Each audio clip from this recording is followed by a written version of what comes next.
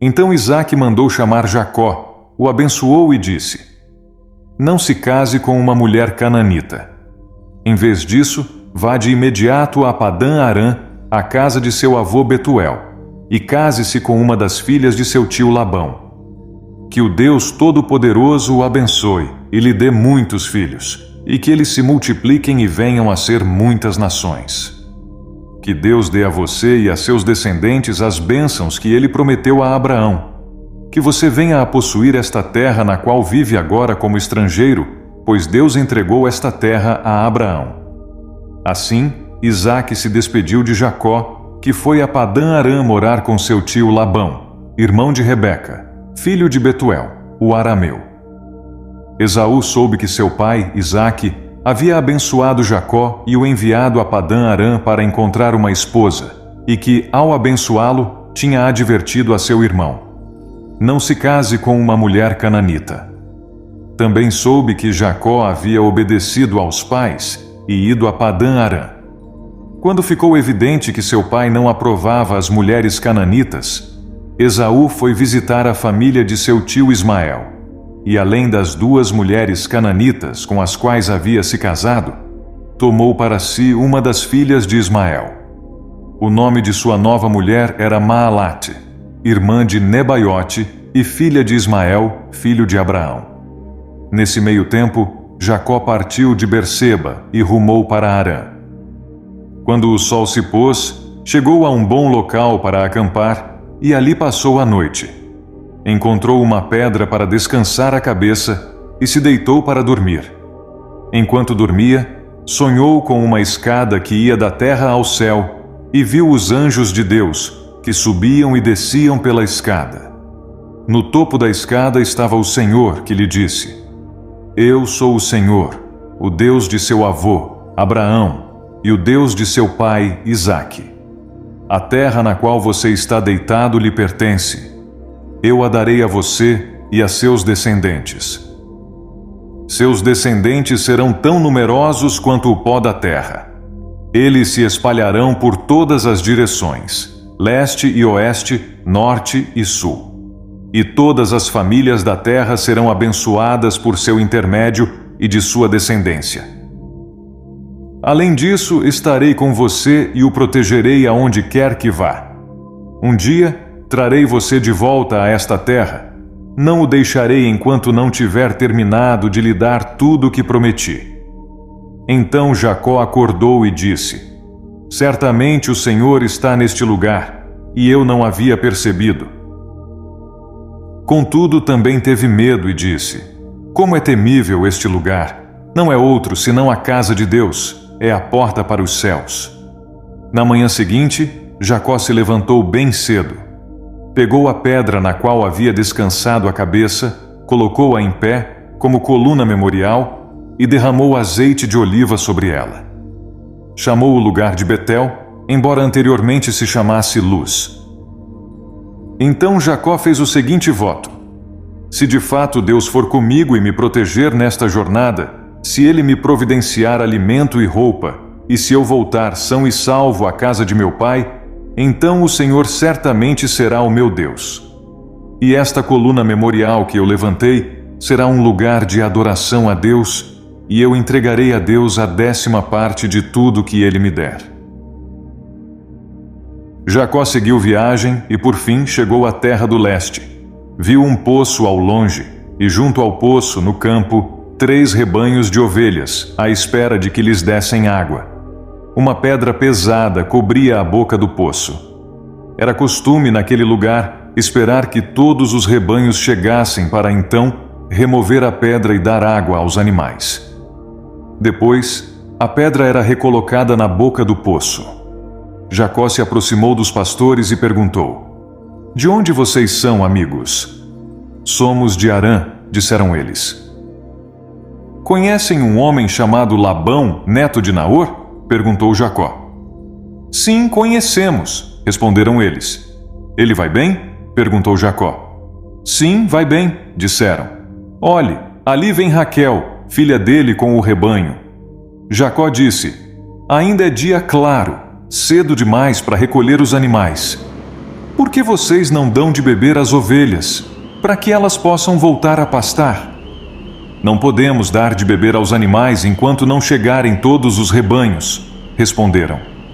Só então os pastores removem a pedra da boca do poço e damos de beber a todas as ovelhas. Jacó ainda conversava com eles quando Raquel chegou com o rebanho de seu pai, pois era pastora. Uma vez que Raquel era sua prima, filha de Labão, irmão de sua mãe, e as ovelhas pertenciam a seu tio Labão, Jacó foi até o poço, removeu a pedra que o cobria e deu de beber ao rebanho de seu tio. Então Jacó beijou Raquel e chorou em alta voz. Explicou para Raquel que era seu primo por parte do pai dela e filho de Rebeca, tia dela. Raquel foi correndo contar a seu pai, Labão. Assim que Labão soube que seu sobrinho Jacó havia chegado, correu ao seu encontro. Ele o abraçou, o beijou e o levou para casa. Depois que Jacó lhe contou sua história, Labão exclamou: "Você é de fato sangue do meu sangue." Quando Jacó estava na casa de Labão havia cerca de 1 mês, Labão lhe disse: "Você não deve trabalhar de graça para mim só porque somos parentes. Diga-me qual deve ser o seu salário." Labão tinha 2 filhas. A mais velha se chamava Lia, e a mais nova, Raquel. Os olhos de Lia eram sem brilho, mas Raquel tinha bela aparência e rosto atraente. Visto que Jacó estava apaixonado por Raquel, disse a Labão: "Trabalharei para o Senhor por 7 anos se me der Raquel, sua filha mais nova, para ser minha esposa. Melhor entregá-la a você do que a qualquer outro", respondeu Labão. "Fique aqui e trabalhe comigo." Então Jacó trabalhou 7 anos por Raquel.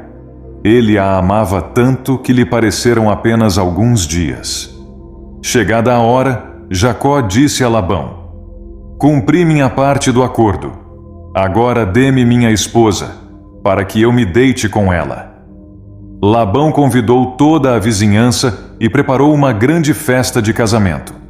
À noite, porém, quando estava escuro, Labão tomou Lia e a entregou a Jacó, e Jacó se deitou com ela. Labão deu sua serva Zilpa a Lia para servi-la. Na manhã seguinte, quando Jacó acordou, viu que era Lia.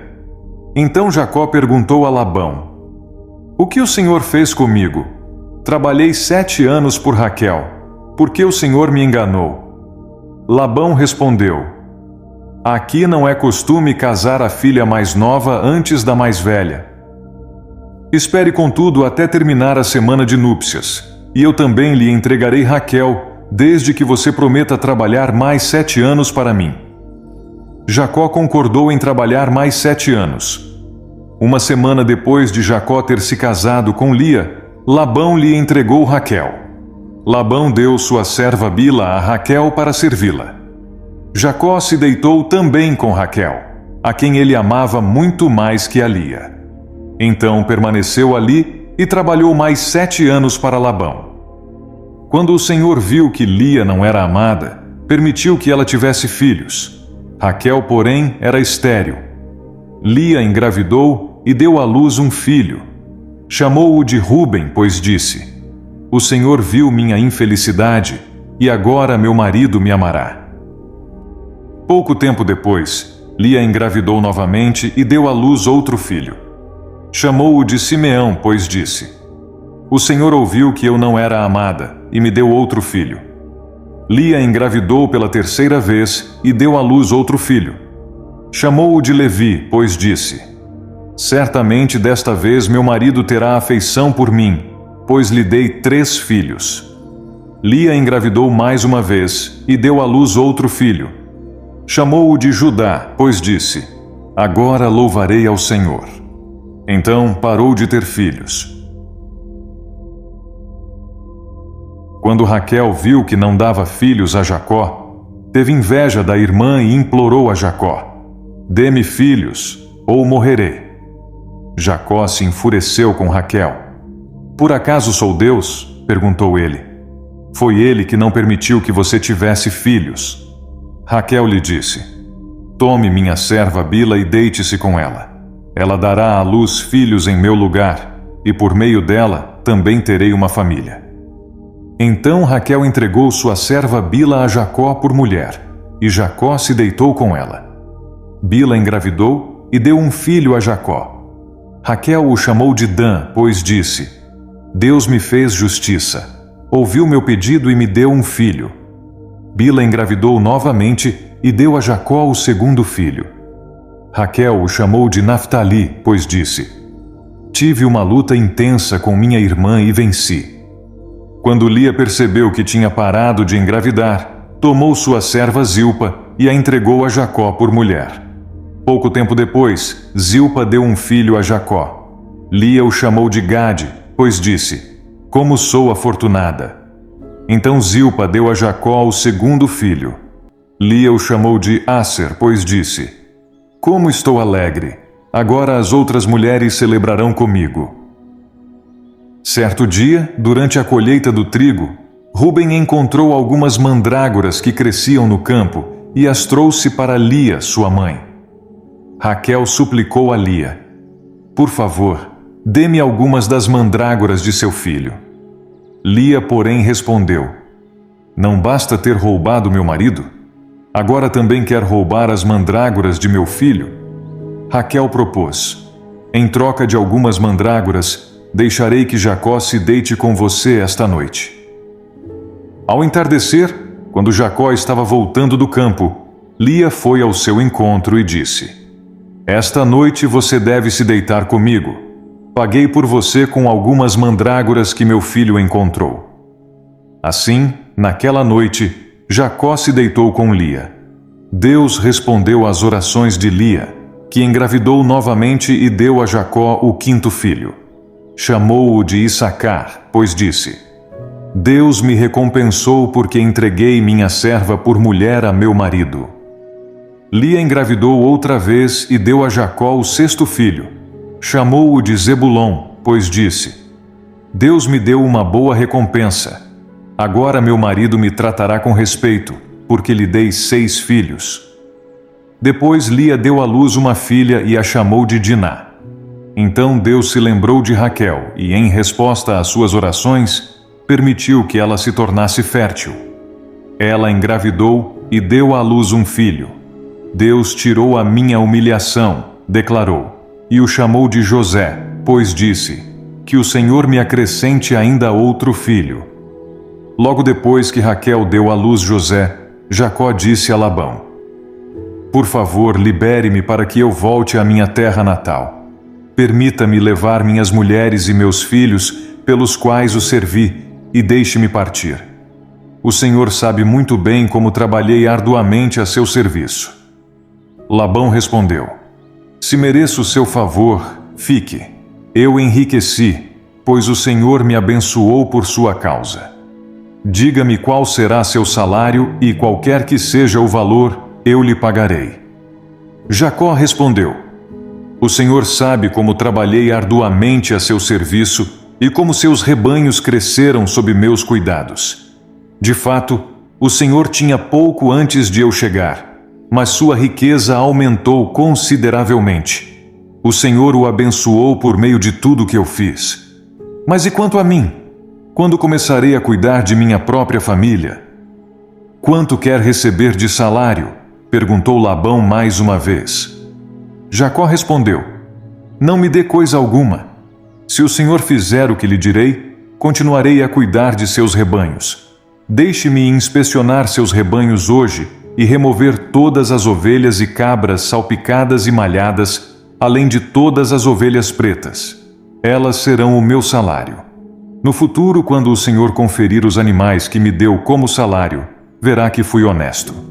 Se encontrar em meu rebanho alguma cabra que não seja salpicada ou malhada, ou alguma ovelha que não seja preta, saberá que as roubei do Senhor. Está bem, respondeu Labão. Será como você diz. Naquele mesmo dia, porém, Labão saiu e tirou do rebanho todos os bodes listrados e malhados, todas as cabras salpicadas e malhadas ou com manchas brancas, e todas as ovelhas pretas. Colocou os animais sob os cuidados de seus filhos, que os levaram a um lugar a 3 dias de viagem de onde Jacó estava. Assim, Jacó ficou e tomou conta do resto do rebanho de Labão. Então Jacó pegou alguns galhos verdes de álamo, amendoeira e plátano, e removeu tiras das cascas, formando listras brancas nos galhos.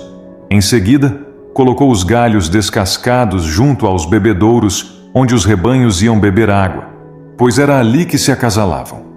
Quando se acasalavam diante desses galhos descascados com listras brancas, davam crias listradas, salpicadas e malhadas.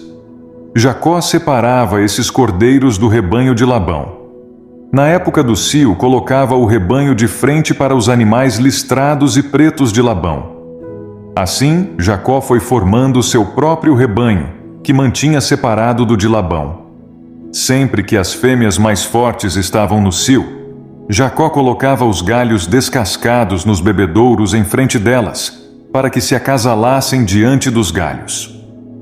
Não fazia o mesmo, porém, com as fêmeas mais fracas, de modo que as crias mais fracas ficavam com Labão e as mais fortes com Jacó.